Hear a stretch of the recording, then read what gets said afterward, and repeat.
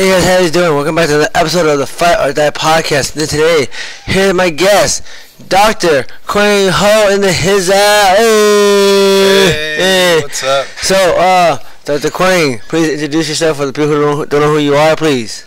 Well, I'm Quang. I need to clarify some things, okay? Well, I'm a physical therapist, all right, and as much as I love being called Dr. Ho and things like that, I'm a physical therapist by trade. I'm not an MD. I can't get you meds. I can't do surgery, but I'm a pretty darn good physical therapist. So, Dr. Quang, someone like myself, uneducated, I'm a college dropout. Can you explain what the difference is as a you're what? So I'm a physical therapist. Physical. Okay? So what is that exactly? I mean, I wouldn't say you're uneducated. You're a black belt in jiu-jitsu. You got a lot going on in there, Coach Nam. So in terms of physical therapy, right now the education is a doctorate level, meaning that you got to get a doctorate, the degree to practice. Okay, so after that you get your license. You go, you take your state board, and you can practice physical therapy in whatever state you want. I deal a lot with rehab, so patients who are coming straight out of the hospital, whether it be from an injury, a disease, I'll treat them, and I'll try to restore movement to them, and we can use all type of things such as prescribing the right exercises, doing manual therapy techniques like stretches, massage, things like that to get them moving right, And a lot of people think sports medicine, but I actually work more with geriatrics, congenital diseases such as ALS, MS, multiple sclerosis, those type of things. People suffering from strokes. So, I mean, are you a doctor? Not doctor? Cause Kenny told you you're a doctor. So Kenny, I wouldn't ask Kenny anything about that, right? Kenny is fake news. I'm talking about the Kenny Stephen Quach is what I'm talking about, ladies and gentlemen. Yeah, Kenny Quach, yeah. Well, Kenny Quach and I go back, but yeah, he's fake news. Don't listen to anything that guy says. He's an instigator, and we should tell him right now that I'm actually replacing Kenny on this podcast. It's no longer the Nam Fan and Kenny Quach show. It's now the Nam Fan and Dr. Ho show. Dr. Ho, so you call yourself a doctor, so I have a doctorate, right? But I'm not a medical doctor. Oh, so if you're allowed to say Dr. Quang Ho. It would be Dr. Ho, but that's beside the point. That's dope. Right? You go to a coffee shop, like McFadden, Harlem, you go talk to a 20-year-old girl. Hey, what's up, baby girl? How you doing? Listen. What's up, girl? You know, a doctor, right? Yeah. Oh my God. So I've only been in the coffee shop maybe twice in my life, and all the guys expensive coffee. He's lying. No. He's lying. We spread false news. I know you work at Dr. Ho. What's up, hey, Twee? What's up, baby girl? Who's Twee?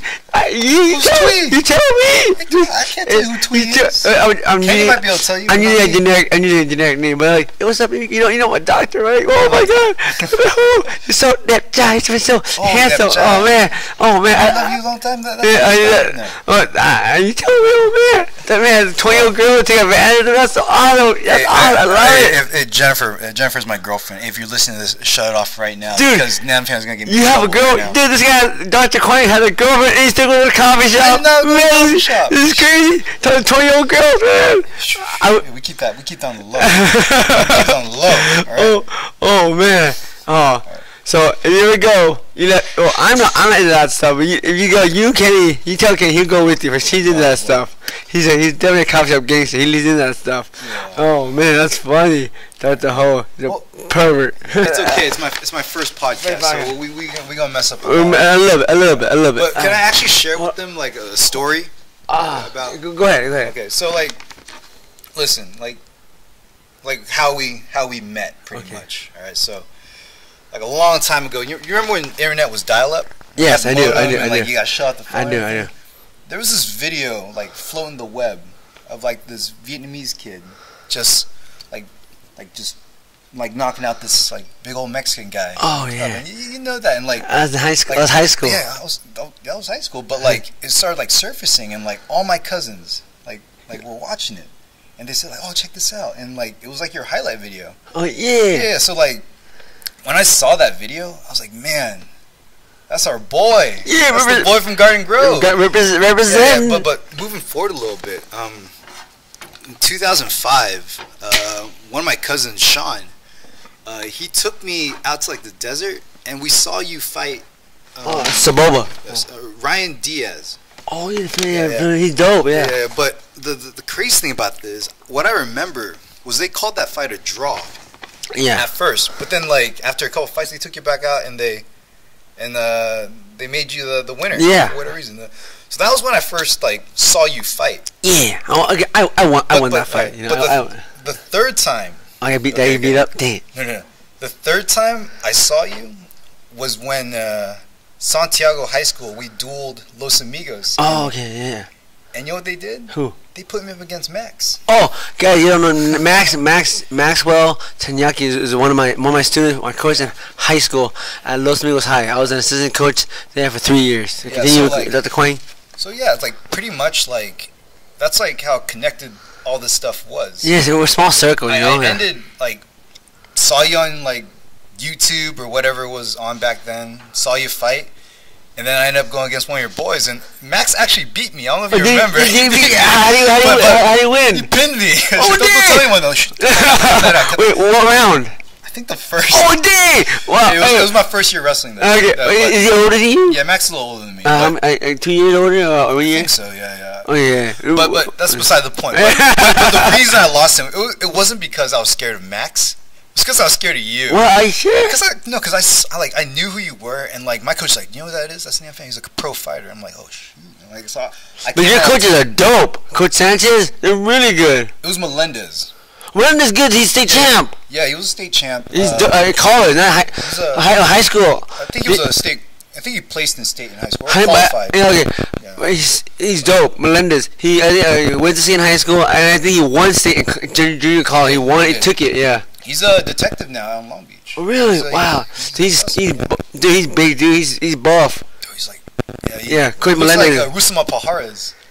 Looks exactly. He's better than him, but I mean, but he's jacked. He's buff, dude. Yeah. Yeah. Well, that's that. But then, like, I kind of saw you progress. I saw you fight in the UFC. I saw you fight in Bellator. And then Bellator. I had one Bellator fight. You were there. That's the thing. Like you represented, in my opinion. I think you represented this community. I tried, man. It's hard. It's hard, but you do you, and you know who you are, and you run a tight ship. I mean, I don't want to blabber on about, but I think this translates well into like what's going on. Yeah. So like all jokes aside, Coach Nam has a pretty good platform. I mean, he represents the Vietnamese and Asian community, Asian American community, pretty well in out here at least. We do notice like the kind of the influx and surge of Asian American violence in the United States, and it's something that is real. It could be your grandma, your grandpa. What are kind of your thoughts on that right now? Dude, it sucks right now. You know, I'm just glad my grandparents, they passed away. I'm just glad they're not alive to see America where it's at right now. Man, I don't want to worry about them. My parents are alive, but my parents are alive. But we live in Little Saigon, which is like immersed in like Asian community. So I think we're pretty safe from there. I think the Asians have gotten attacked so far. Like in like a community where there's not the Asian community is not as strong. Right. I think here, because someone goes like down Bosa and someone starts to attack someone, dude, they're gonna get mobbed. Yeah. You know, it's like impossible. They're gonna die. Right. It's immersed. It's too much. Right. But even that I heard the news. Anyone that gets attacked, I'm hurt. But when like I read and I see it on the news that like, a Vietnamese old lady gets attacked lately. A lot of Vietnamese old men and women. They're only attacking old folks. They're not attacking young dudes. You know, right. They go to coffee shop, hit up gangsters. You know. Yeah. So it breaks my heart. Yeah. Like, it makes me mad. Mm-hmm. Yeah. It's upsetting, yeah. But like, it kind of goes like we gotta be vigilant, Like I wish I saw more kids training out here, like just doing jiu-jitsu, not to like compete or be like the next UFC champ, but like at least like going by, learn some self-defense, to be kind of like vigilant, I wish I saw a little bit more of that. But yeah, I mean, let's go Unity. You know, let's all Well, like. and speaking of something, a kid called me yesterday. A Vietnamese kid, 19 years old. He called me. He trains at Hawaii Corderos. It's expensive, right? Yeah. Balling. And he called me. Because he said he wanted a job. I mean, I ain't balling. He's like, oh, man, I'll work for real cheap. Like, and he told me his price. Like, that's cheap. All right. And I'll give you a job, and like, I'll show you how I run a class, and yeah, just come train, and I'm gonna come teach, and I'll pay you, blah blah. And like, I guess he wants to be a fighter. He wants to get a job just so he can pay these guys. Right. I was like, what the heck, man? It's an obsession, you know. I'm not, and like, he's telling me like, you know, I think I can charge people this much because I have this much experience. And I asked them, what's your experience level? I have 5 amateur Muay Thai fights. I'm thinking, man, that ain't nothing, man. It's just how many pro fights you got? You know, 0. I think, yeah, that ain't nothing. 0 pro fights. We can't charge nothing, man. You get 0 pro fights. You're pro. You know, you're amateur. You know? Like, I mean, I don't know who this kid is. Yeah, I don't either. But he was coming yesterday. He didn't even show up. Oh, that's flake. Yeah, hey, what the heck? Who is, man? You gotta show up, man. Especially if you're representing Rafael Cadero. And he called me. He called me to set up the appointment. He didn't show up. He's scared of you, man. For what? I don't know. I'm scared of you. I mean, like, I would have sparred him. I mean, just to see how good you are, you know. Hey, here's a little public announcement. If you don't train or don't have any, don't try to spar Coach Nam. I've done it. Have you? Who sparred? I think so. At least in jiu-jitsu. Oh, that's not. Yeah, I get whooped in that too. No, but I mean, Coach Dr. Quang, you tell him you're ready. It's Quang. Oh man, we're close now. What do I want to say? You was a college. Tell me, you was a college career, right? College wrestling. I mean, like it wasn't. I mean, I wrestled at junior college. Me too. I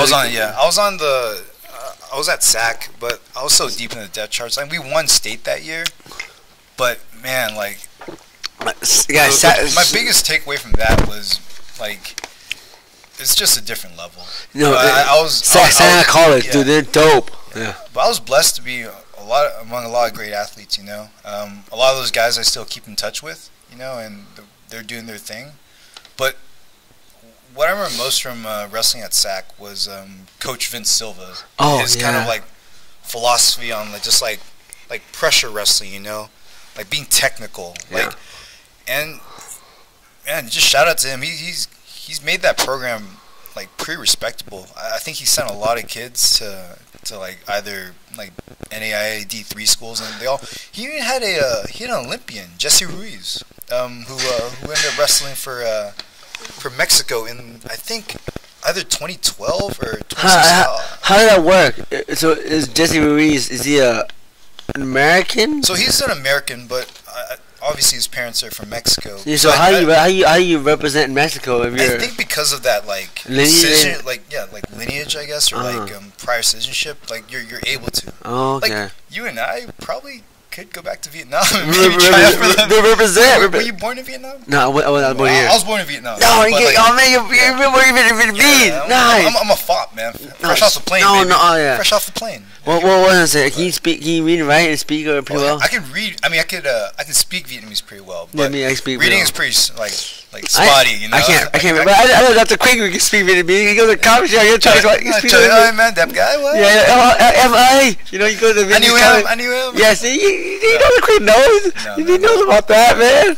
Oh man, he knows all about that. I mean, I mean, that's like what I got from wrestling at SAC, man. But yeah, like after that, I never wrestled competitively. I coached actually after wrestling at SAC. I coached with at Orange High School and also at Catella with Coach Mac. Yeah, so after that I went on. I coached at Orange High for about 2 years, and then I helped out with Max at Catella High School. Max Watanaki's, right? Yeah, Max Watanaki's. Yeah, see, man, he beat me in high school, and I ended up working for him for a bit. But yeah, that's I mean, see, I don't consider myself ever like a great wrestler, you know, but man, I feel like you don't slouch. Yeah, but TCS, you know, I was JC. People want to talk to me. Oh man, high school I did okay. I went to masters. College, man, I got my butt whooped. It's hard, man. This is different. The pressure's different. The technique is dope. The strength of the man, it's hard. Yeah. Right.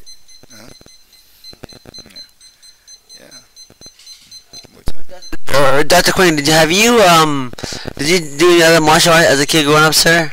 Oh, I'm a brown belt in Taekwondo. Let's yeah. Like at 10 years old, 11 years old, I was like a brown belt. How did you take the brown? But still, you had some striking. It's better. I think it's better than nothing. You know? It is better than nothing. I'm really glad I did it, but like, it was more kata based, you know. Oh, was it? Was sparring? We sparred, but it was. See, like when I grew up, like I didn't know about. Like when I came to America, how old you born now? Yeah, I was born. I came when I was like 3 though, 2 or 3. So I was young, so like. So you don't remember? That's more than me. I mean, I never been to the motherland. I never been. We gotta get you there. Yeah, I want to go. My mom and dad, my brother's been back. You know, I want to go back.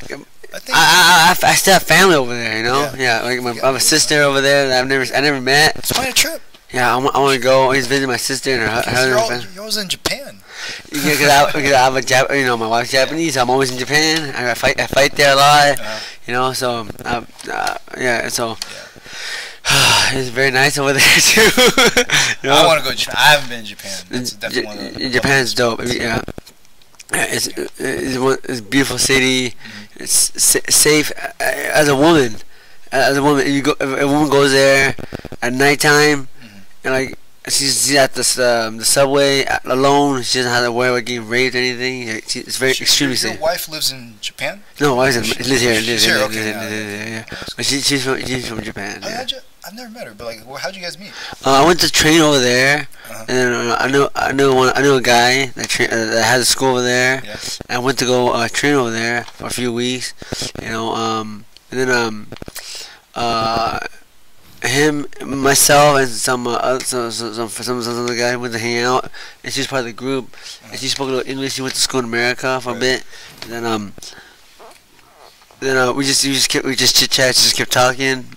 Just hung out more.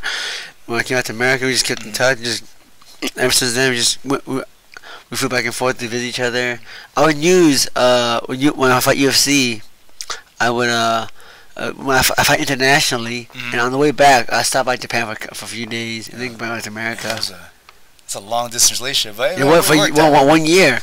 So I figured if I can be in a relationship with this girl for 1 year, you know, long distance, not like a different state, across the world. Right. I never cheated on her. I don't think she cheated on me. You know. Let's not talk about that. Yeah, you know. But I only speak for myself. I never did anything. You know.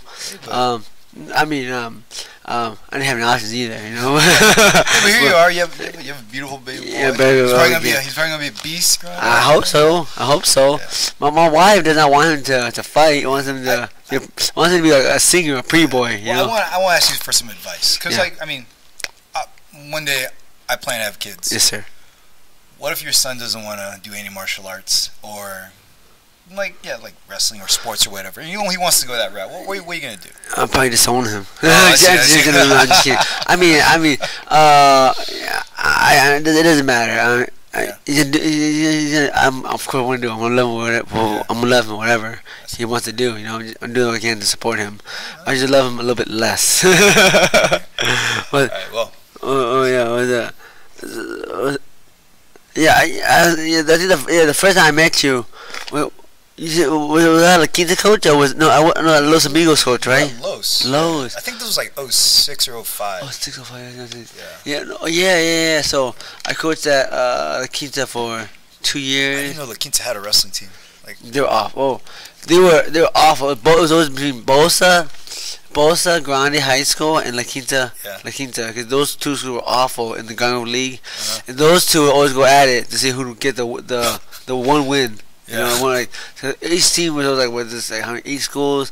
They go 0-8, so it'd be like who wants to get the 1-7? If ever that, you know. Yeah. Yeah. Yeah. Uh. Quinn, so what got you into wrestling? What motivated you to get into wrestling? You know.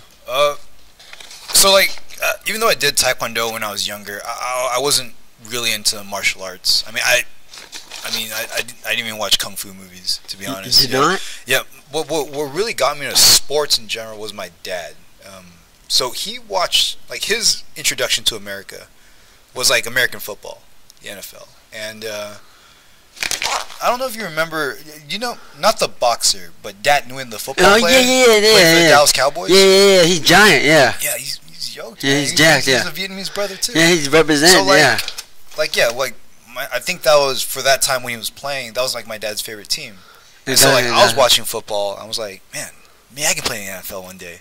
But at 5'6", 150 pounds. I think he's 5'10", right? No, he's like 6. When he was in his prime, probably like 6 feet, 6'2". Is he really 6'2"? Probably. That Nguyen, really? Yeah, I think so. I thought he was short. Yeah, no, he's short as in like. Well, he's probably 5'10". short. Short as in like 5'10" or 6 foot. Short. But regardless, he was a pro football player. NFL starter. Yeah. And so I started playing Prop Warner football, actually, and that kind of led me into playing football in high school.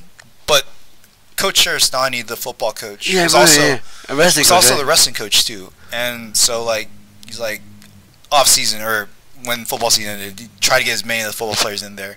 I didn't join my freshman year because I thought I didn't want to run, to be honest. So I didn't join. But then, like, finally convinced me. I came down with my sophomore year. So yeah, and then I fell in love with it. I wish I fell in love with wrestling sooner. I think I wasn't like brain, but I had unrealistic expectations. So did you join your sophomore year? Yeah. Yeah, me too. I played football. My friends convinced me, to play football. Like one of my friends, like, now, you know what? You're big, you're strong. We really need you on the field. Really? And I joined. And I'm thinking to myself, dude, I don't even know how to play football. Why did I even join? But I got good. I got balls. I was willing to go down with the big guy and I tackle guys. I started. I didn't even know how to play football. But I know how to wrestle. Yeah. I mean, I'm glad I did both. But yeah, I think I should have done wrestling. It was more realistic. Yeah, I mean, you're not gonna play in the NFL at 5'6", 150 pounds. You know what I mean? I think I'm glad I wrestled. There's no way I would have played JC football. Right. There's no way. I'll get. Forget it. Get wrecked, man. Yeah. It hurt bad. Position by practice would get killed. Coach, Dr. Quang, also, people don't know, you also played rugby. Tell me your rugby career. You did rugby, right? Yeah. So that's scary. Tell me about, it's like football with no gear, right? Well, rugby.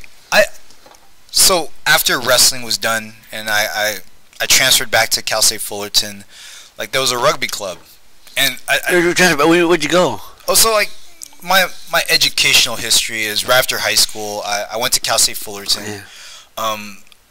Because I wanted to wrestle and I wasn't really necessarily ready for Division I yet. I thought I wasn't. I went back to junior college to wrestle there.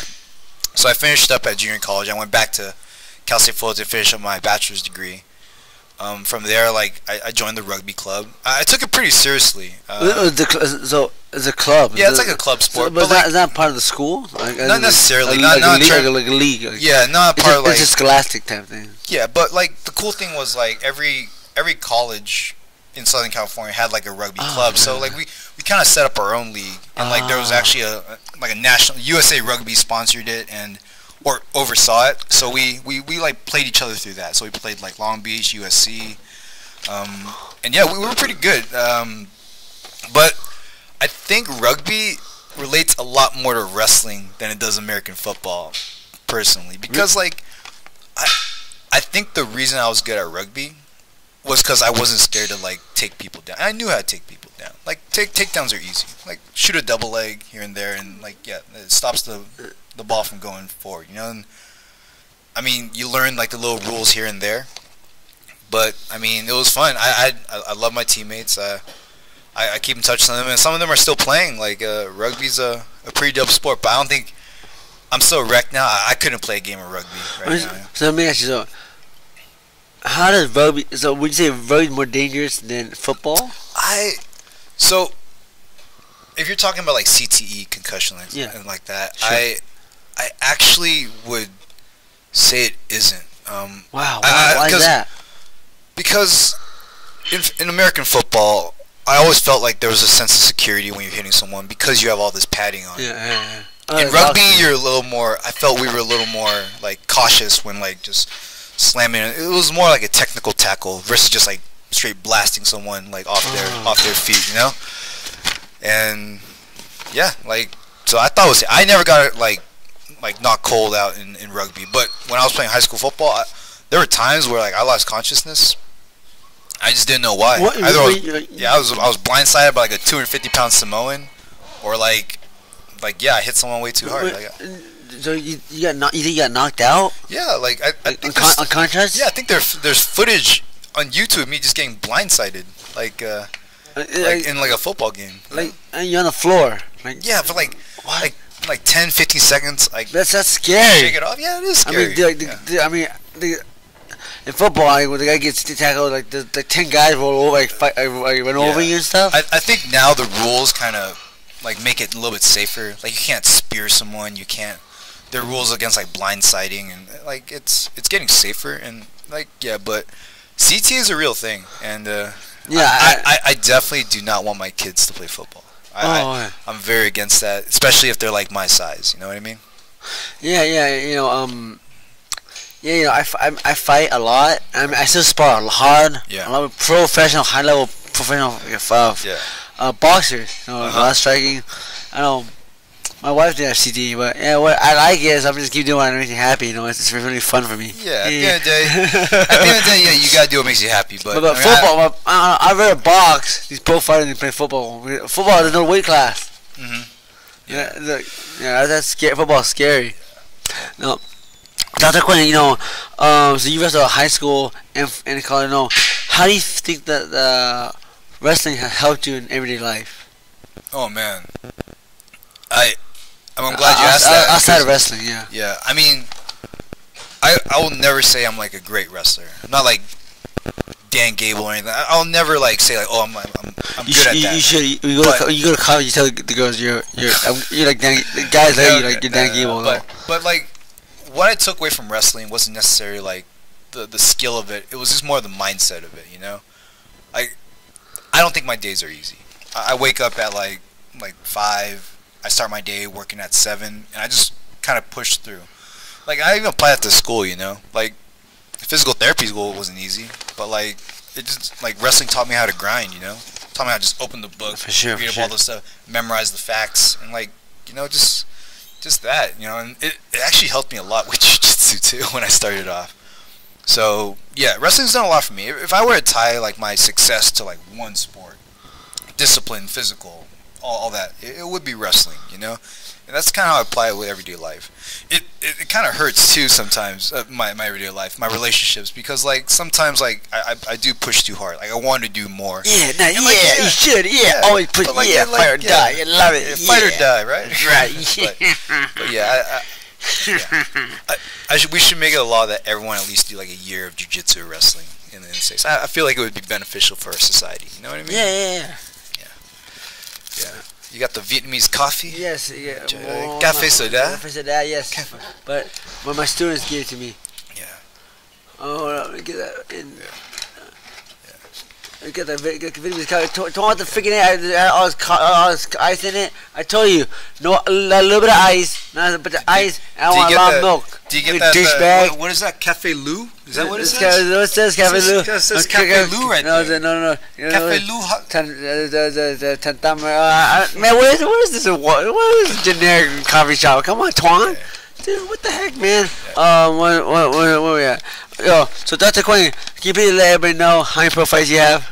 Okay, so that's another thing we got to clarify here.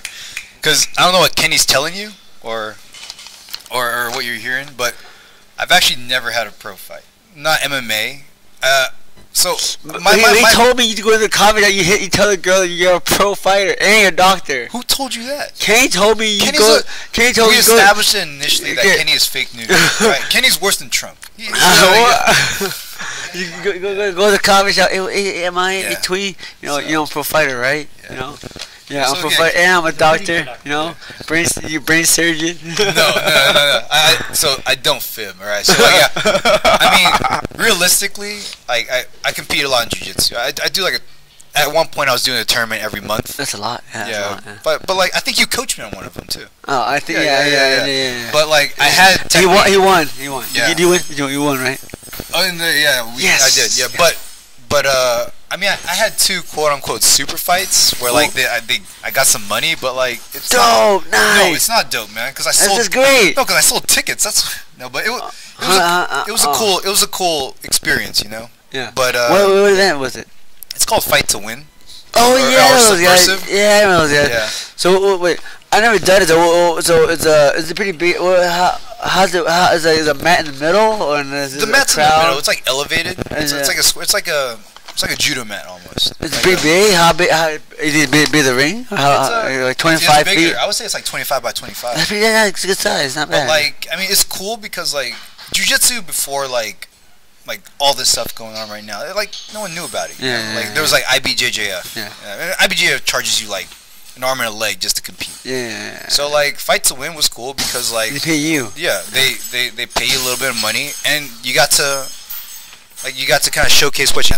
And I did both my fights while I was in physical therapy school. Like jiu-jitsu was kind of like my like escape, like while I was in school. It was like my stress relief. So it really got me through that. But yeah, I mean, I still plan on doing it once things start opening up again. I want to compete in like tournaments like till the wheels fall off. Yeah, me too. Yeah, but it's fun. Do you know who Julio Chavez is? Julio, like the boxer? Yeah. Yeah. You know, he's fighting this year in May. No, he's fighting this guy named Hector Camacho Jr. He beat Hector Camacho, the professional boxer. Julio Chavez has like 10 fights, something like that. Yeah. And like Hector Camacho has like 57 fights. And he had Julio Chavez actually beat the dad back in '92. Oh. That's crazy. You know. That's pretty cool. Yeah. So this motivates me. I want to keep on doing it. You know. Right. Yeah. For as long as possible. Yeah. Well, like people know about you. You box professionally too. Yeah, I box professionally. Yeah. I think like how many fights do you have? Like 3 or 4? Professional. I have 10 fights. Yeah, 10 or 12 fights. Okay. But like I have a crappy record. I have like three wins, like a bunch of other losses. You did what Conor McGregor did first.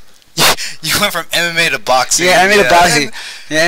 I do because I like it. It's fun. Right. It's very fun, you know. I don't know. Now I understand. I think boxing it's safer.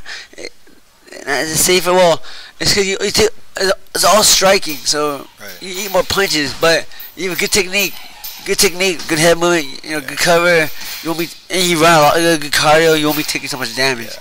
But in MMA, I'm scared of the kicks and knees. You know, that's rough. Yeah. But like, I mean, it's yeah. I mean, I've never done purely. I did a couple like point Muay Thai like tournaments and things. I've done a few of those, and that's even different. Like I thought, like I came in kind of like big headed, thinking like, oh, I do jiu-jitsu, I do wrestling. That's dope. But striking's like a different pace, you know, like. Oh yeah, that's right. Yeah, so I'm still learning. I do want to like go into like more strictly striking, like moving forward a little bit. Yeah. Like there's a Muay Thai tournament coming up that I'd like to do. Are you gonna do it? I'm gonna try to. Nice. Right now, like I'm balancing that kind of work and training schedule. You know. But amateur-wise, I think I can, but I like taking things like seriously. You know, I just don't want to show my butt piece. But do you run, Dr. Quang? Oh heck no. Oh, dude, that's bad. No, yeah. That's bad. Wait, I'll ask you this: Do you strength train? Lift weights? Yeah, I do. Like consistently? Yes. Yeah. Okay. Right. 3 days a week. All right. I thought you told me once that you don't do that because you. I don't lift heavy. Yeah. I don't lift heavy. I lift, but because your body to lift weight for bone density, and you know, bone density and like strength. You know, you don't want to not lift weights. You know, I don't lift heavy because it's bad on the joints and it strains the muscles and stuff like that. So I lift for endurance, high reps. Yeah, lightweight. Yeah. Right. Yeah. So I do lift weights. I lift weights 3 days a week. I run right now it's a pandemic. I'm going to spar. I still spar boxing wise, jiu-jitsu wise. pandemic and I don't get, it's hard for me to find training partners to do jiu-jitsu. You know, guys don't want to get that close. You know, but when I can, I have some fighters come by and help me train. You know, but I try to train at least every day. It's at least 6 days a week. I try to train, do something. You know, yeah. That's good, man. Stay young. Yeah. Eat clean as well. Get, man, you look younger than I do, and you're like, what, 5 years old? How old are you? 65. You're 65. Wow. Asians don't raisin, baby. I'm 38. You know, 30. But I mean, you get eat clean, exercise, a good diet, lots of water. Yeah. Stay hydrated. You know, it's very important. Yeah, very important. Yeah. You know, wait. One more thing, I thought was very cool. Kenny showed me this. So, are you helping Master Kai train for his first fight in Street Beefs, Quang? Listen, Dr. Quang? tell me about that. That's so awesome. Okay, all right. I think we need to clarify something. We got to clarify a lot because Kenny's dropping like a lot of fake news here. All right, really? So, what's going on? So next week when Kenny's here, I saw the clip. Yeah, I got some words for you're whooping his butt. It's so awesome. I'm so proud of you. Okay, so listen, this no matter what happened between you and Kai, I offered to help. I know. Here, let me show you. Despite what happened between you guys, I have no ill will toward him, toward you. I have no ill will. Yeah, but here's the thing. I'll call a spade when I see it. Yeah, let me tell you. All I want to do. Kenny told me he wanted to fight in UFC. Right? And I said, okay, you want to do MMA? I think we should spar. Just spar. I want to spar means practice. Yeah. I don't want to get gloves. I don't want to get hurt. And he goes, no, I only spar with no gloves. And I'm like, I don't want to go no gloves. Like, I don't want to get at the fight. That's not right. And then like he just kept egging me on. All right, you want to go? Let's go. Right. And that's what happened. Right. So what happened to you, sir? No. So like, I'm open to helping people no matter what. Yeah. So like initially, when I can't help him, the guy's like in his 50s. Yeah, he's what reason do you have to go on Street Beefs? Yeah. Yeah. So I'm trying to. When I was helping him out, I was trying to kind of push him away from that. And I'm not even joking about this. I do not think you should meet up in someone's backyard and just start fighting. Yeah, it's crazy. We're not in Florida, and his name's not Kimbo Slice. So So I would rather him go to like a PKB, like a point kickboxing, or amateur Muay Thai fight. Organized, safe. An organized thing. And he doesn't. He made it clear he didn't want to wrestle or anything like that. So like that's kind of the only avenue to go about that, you know. So I mean, the guy can strike. I mean, the CB. Look, I think that's really unsafe because those guys, when you get hurt, you get paid. Also, like if someone gets hurt, there's no medic. The ref is just some guy. You know, there's nobody. I saw some of those Street Beef videos. Even if I went up against a guy who's like not trained, I wouldn't step in there. You know. Like, even though I can probably piece them up, it's like, what's the point? Those guys, all those guys suck. They suck. They're just regular dudes just brawling. Right. And they get hurt, and they can drive home, and their jaw's all beat up. That's it. But in an amateur fight, there's a ref, there's a nurse, there's a medic. If you get hurt, you get stitched out, you do pay, you get insured, you go to the medic, you know, it's safer. Yeah. And then there's a blood test. Yeah. Street Beef, you have AIDS, you can't compete. That's it. You have a blood test. If you have Street Beef, you find out AIDS, you don't know. They'll blood test you. Yeah. I think he's a pharmacist too. You know? Like Costco Fullerton. Yeah. I don't think. Yeah, man, like, what's he got to prove? He's got nothing to prove. He's got everything. You know. He had a wife and kid, and 2 kids, something like that. Yeah. But like, here's what I'll compliment this about. Though. His striking is odd though. Well, what do you mean? Like, he caught me a few times. Oh, really? Like the way he kind of moves, like, and he punches pretty hard for a guy his age. Like, but he's like 200 pounds too. He's right. Yeah. But like his striking is kind of awkward in a sense that it could work, and all those strikes are technically legal. I mean, I would rather him like go like a more like legit approach. Safe route than like going on Street Beef. So like, I get it. Like, Kenny wants.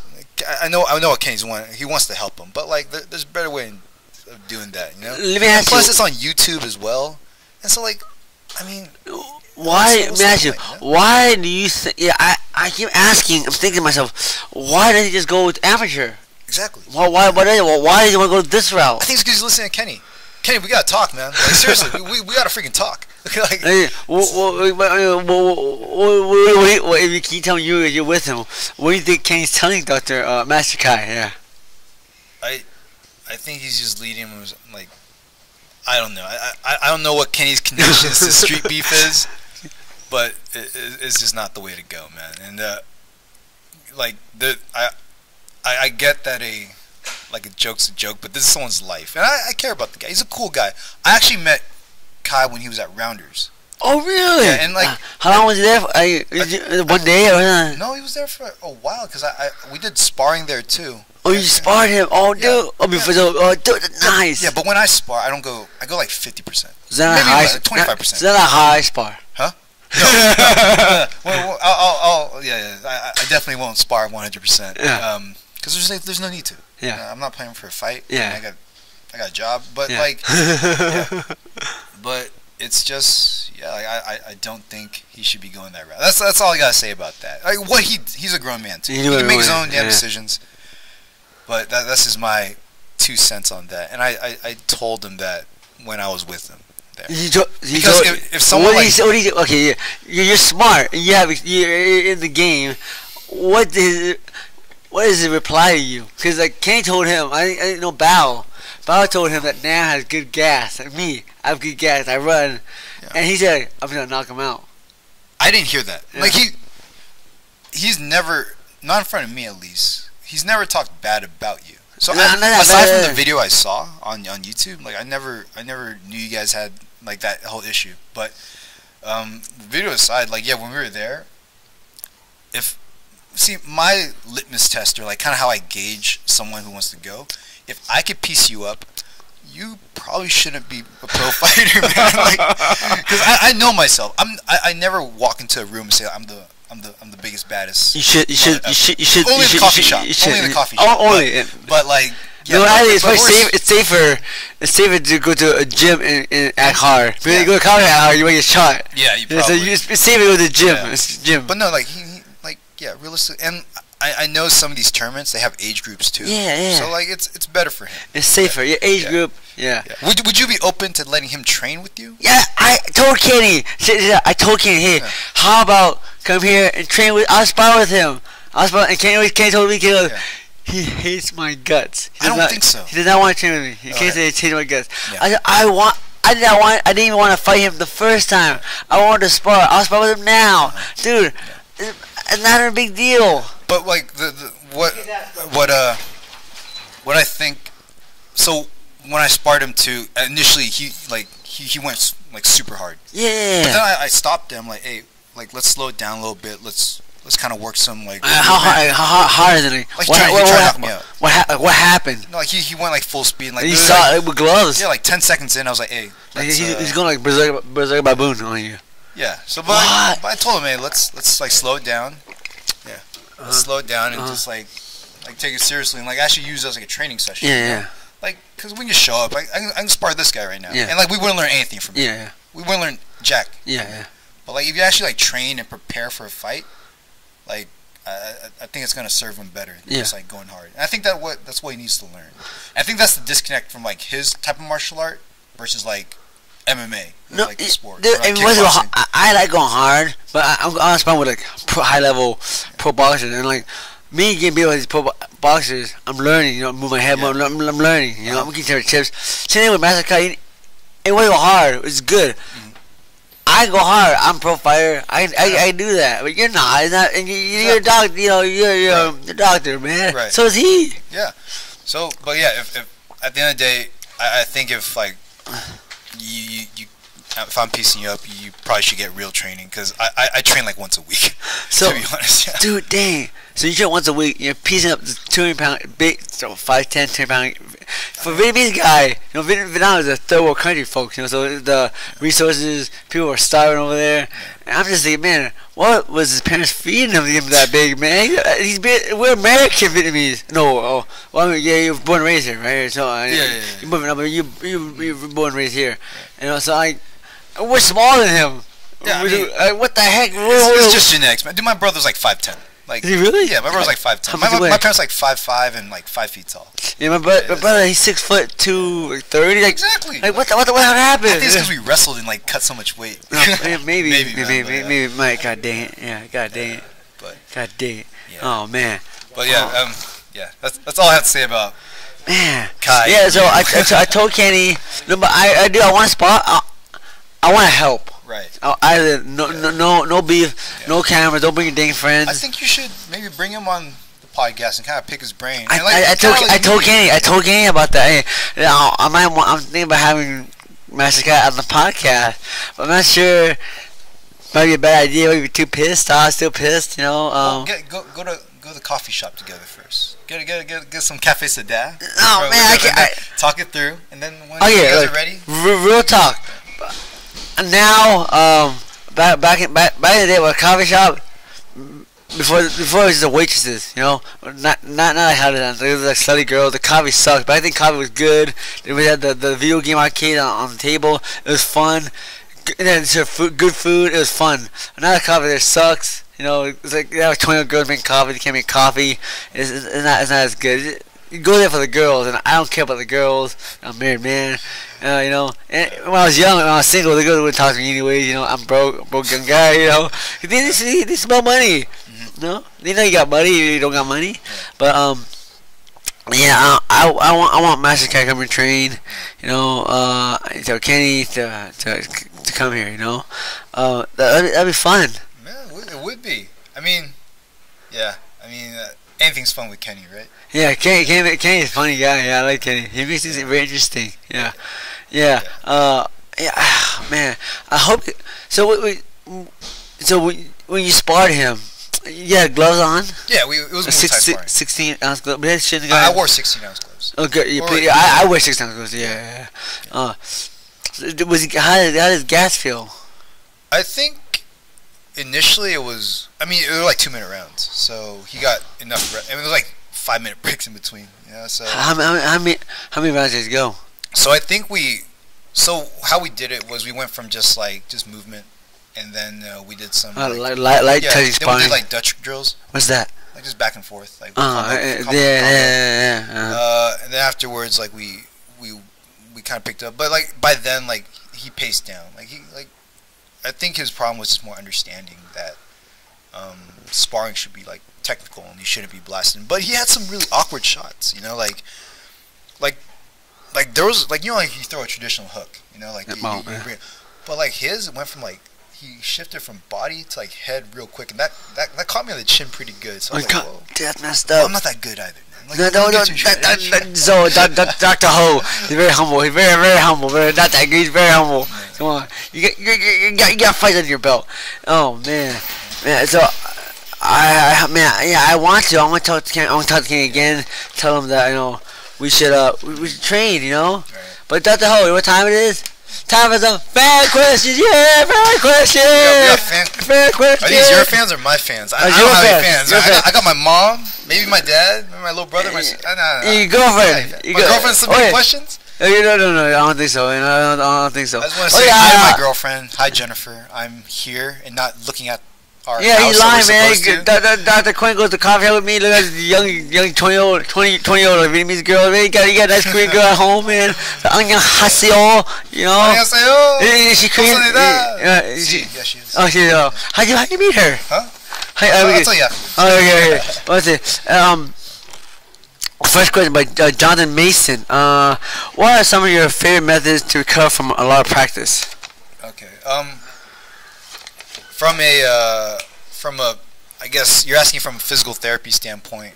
So usually after practice, your body's inflamed or you're distressed, and it kind of depends on your level of soreness or injury too. I would say not initially from practice, but you have to kind of schedule your practices accordingly and what your goals are. If you're training for a fight, obviously you need proper sleep, proper nutrition.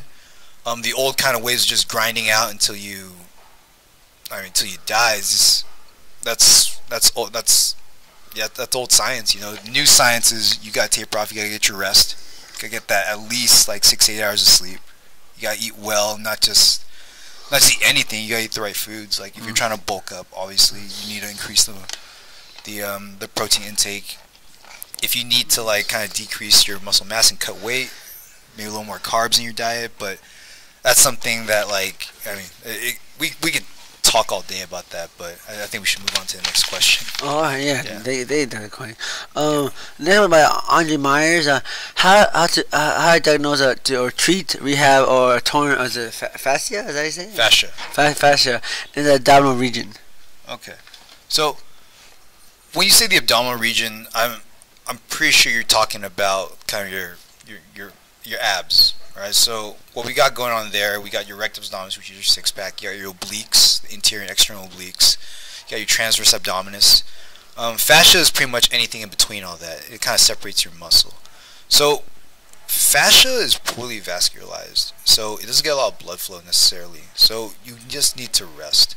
I know a lot of people think that you just got to train through it, but to kind of rehab from that, I would focus more on kind of abdominal stability, like plank exercises.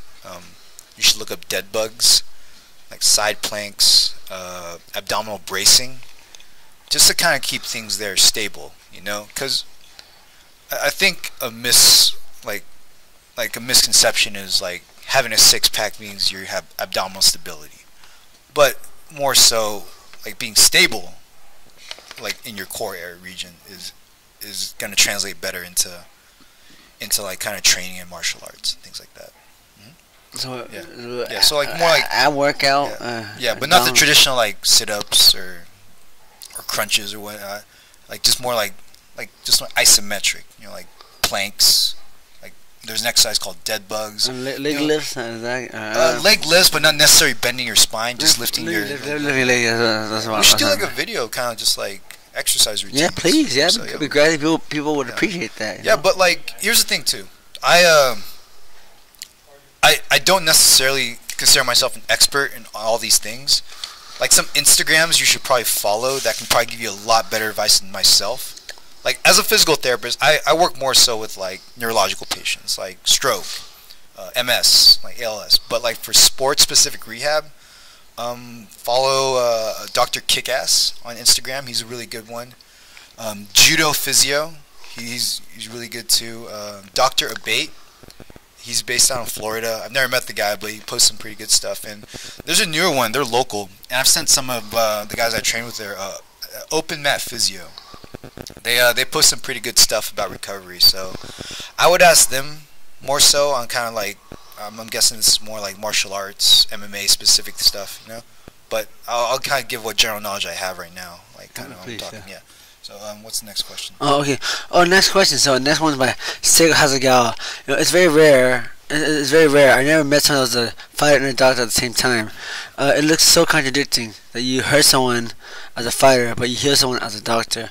What are the similarities of being a doctor and a fighter? How do you balance your life? Well, I don't know if you ever read the Book of Five Rings.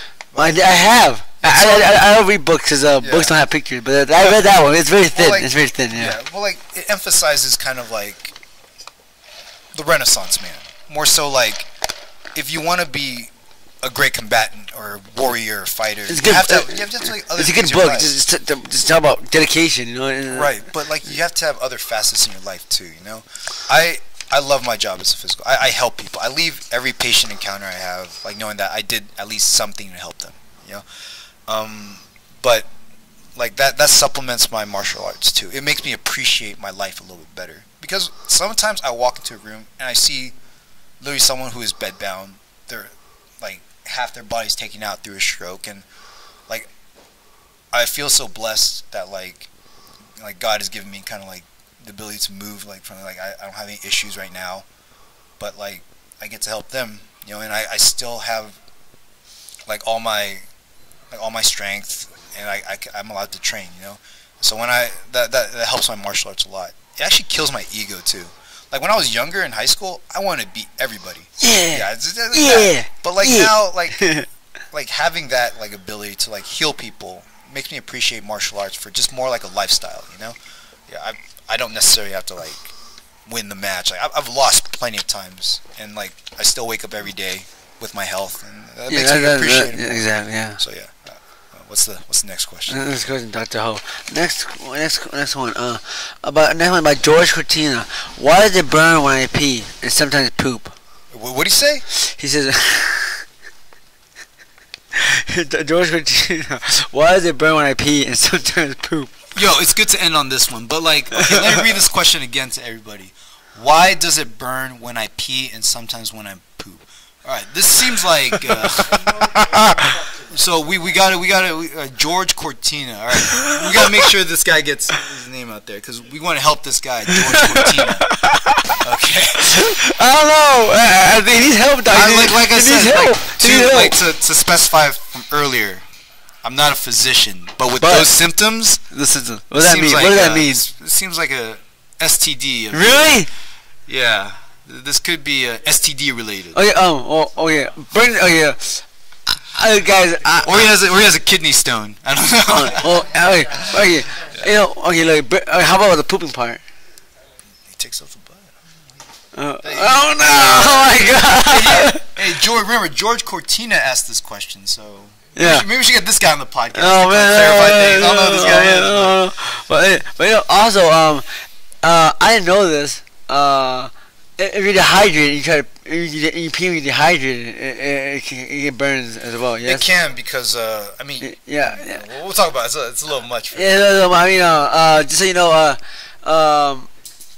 when I was younger.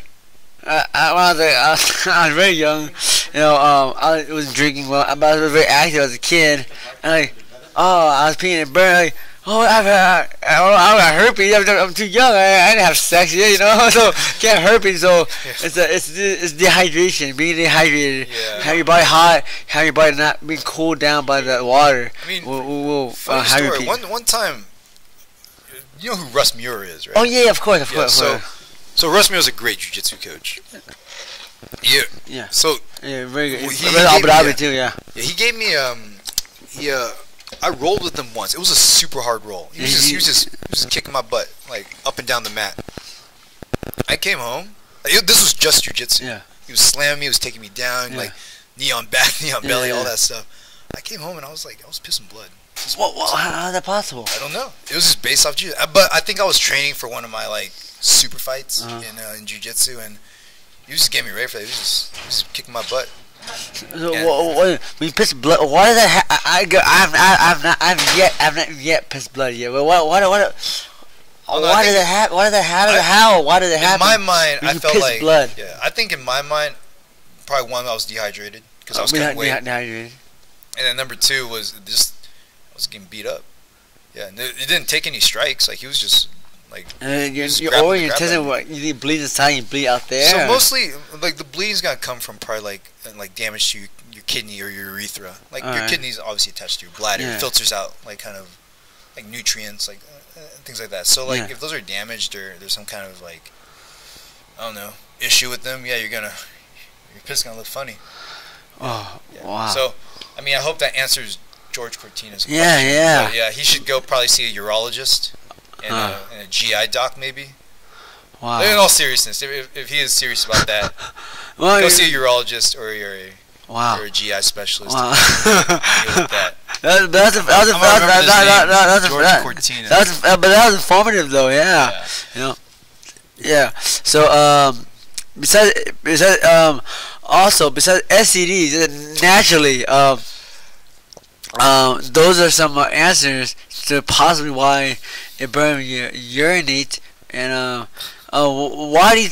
Are you sure this isn't Kenny Quatch? That's what it says. What it says. George Cortina. Oh man, I asked Kenny to ask you some questions, but he didn't post any. I guess he's saving from next week. I think he is. So next week, Dr. Quang will also be here with the three of us. Myself, Dr. Quang, and the Kenny that's been in Quang will be here. But anything else you want to add, Dr. Quang? No, I mean, just to wrap it up. I know we had a good time in between, but I do mean it when I say you're good for this community. I think you are. Man. I look forward to being back here, and I'll definitely support you any way I can. So yeah, man, it was fun. It was an honor being Dr. Quang, please, it's a pleasure to have you here. Thank you so much for coming on the Fight or Die podcast. Yeah. And one second, so should we tell them how this thing started? The Fight or Die. Oh yeah, please, I know. I told you. So this is Dr. Quang. This is Quang Ho. On the first podcast, I said Dr. Ho wanted to do a podcast. And Ivan wanted one, and he wanted to start one, and this is the guy I was talking about. He's supposed to start it, and he never even started it. Yeah, I got busy with work. But the funny thing is... Explain what happened. I was watching this thing on Netflix, Bling Empire. Wow, it was like a bunch of like... It was like the Kardashians with like rich Asian people. Oh, the Vietnamese, right? Yeah, the Bling Empire. Oh my God! I tagged you on it. I saw the commercial. I know one of those girls. I went to school with her. Yeah. One of the other here is Kim. I went to school with her in junior high and junior high. You should get her on the podcast, man. Yeah, I should. I should. Especially by Hollywood now. Like, come on, girl. Anyways, I saw that. Oh man, I don't know. For me, I feel like I try to represent the community in the best light possible. Right. I feel like that is making us look bad. Yeah. To some people, I mean, like everyone's gonna find their niche. Yeah, I mean, some people are gonna be fighters. Someone want to be like. Yeah, I mean, for me, I don't know. For me, I have not watched an episode. I saw the commercial, and I felt almost kind of disgusted, and I did not want to support that, you know, and like so I haven't seen one episode yet. But you watched it, sir. I watched the whole thing. You did though.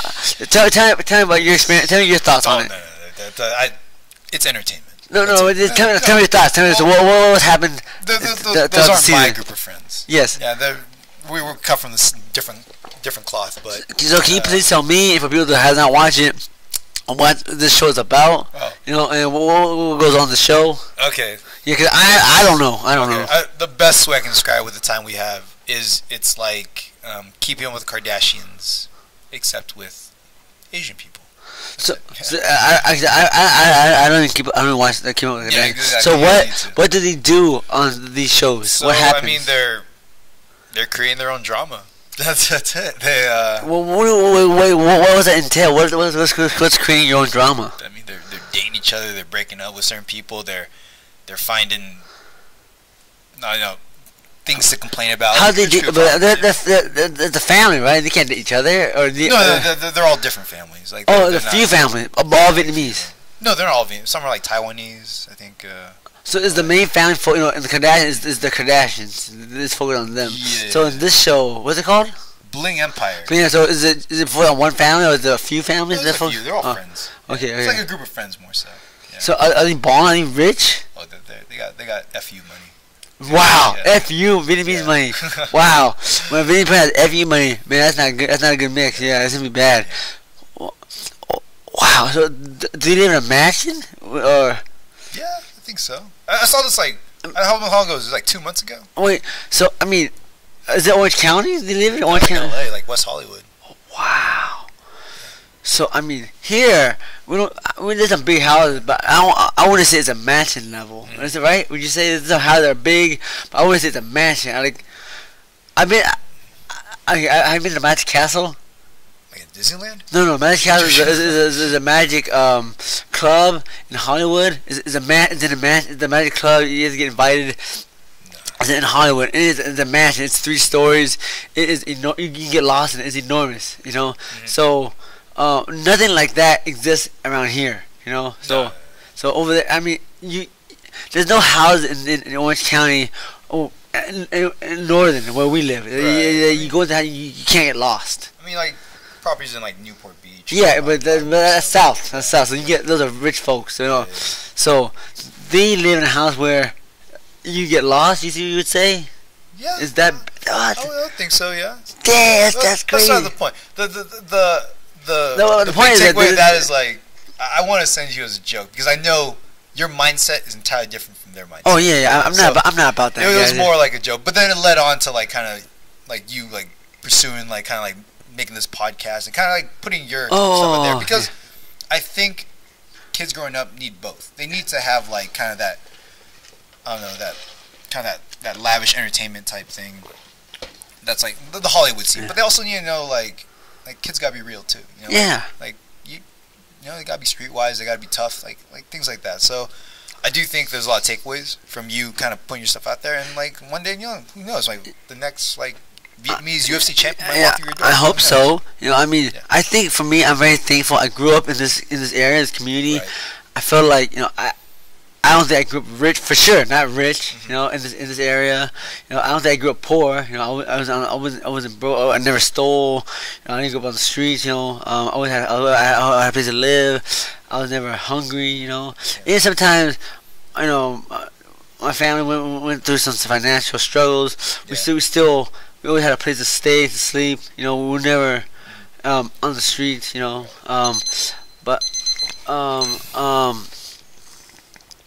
So I think, but for me, growing up in this community, there's some tough areas, some tough people, like some thugs, some gangsters, older folks, and I felt like it kept me real, Yeah, I mean, like that's gonna be in this area, but like you and I turned out okay. Yeah, it's all decision. Like, what do both of us have in common? We chose kind of the disciplined life. We chose to wrestle. We chose to. Like you pursued MMA pretty hard, and I'm real happy you were as successful as you were, and like I'm successful in my own right. It's about making the right choices, Definitely. But we need all types of influences,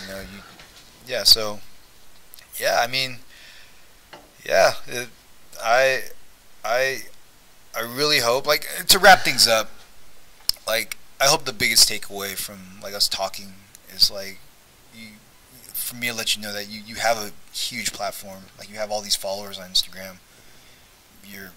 You've competed in the UFC and all that, and I hope like you inspire kind of the next generation.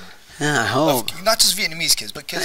Kids, just stay out the streets. Stay out the streets and like be good people, Yeah, be good people, and and like they don't necessarily have to become fighters. They could be wherever they want. Police officers, nurses, whatever. Oh, if my son doesn't become a fighter, I'm disowned him. It's okay. What's your son's name? I need him Tyson. It's Tyson. But I spelled it in Vietnamese way. Tyson. Tyson. So, but it's fast. Tyson. Yeah. All right. Tyson, if your dad gets mad at you, just talk to Uncle Ho. Boom! Stop in the face. But I'm gonna wait. Dude, I'm waiting until he's old enough to talk back. Dude, you're dope. Huh? We talk outside. You got a ring right here. We got a ring right here. You want to talk? You want to talk in the ring? Let's do this. Yeah. You big boy now. I'm sorry, Tyson. Oh, too funny. All right, one. All right, guys. Thank you, Dr. Ho, for coming on the show. Please, Dr. Ho, come back next week when Kenny the Street is quiet here. They have a real friendly rivalry. It's pretty exciting. It's pretty hilarious. So I can't wait for that. Yeah, Kenny, bring your belts. Your fake 1FC and Monster Energy drink belts, and put them up, man. We could. Kenny's like 200 pounds now. Open weight, absolute division. He's strong. He's real strong, heavy. Hey guys, so guys, this is the end of our show. Thank you for Dr. Ho for coming on the Fire Die podcast, guys. And in life, you have two options: fight or die. Yeah.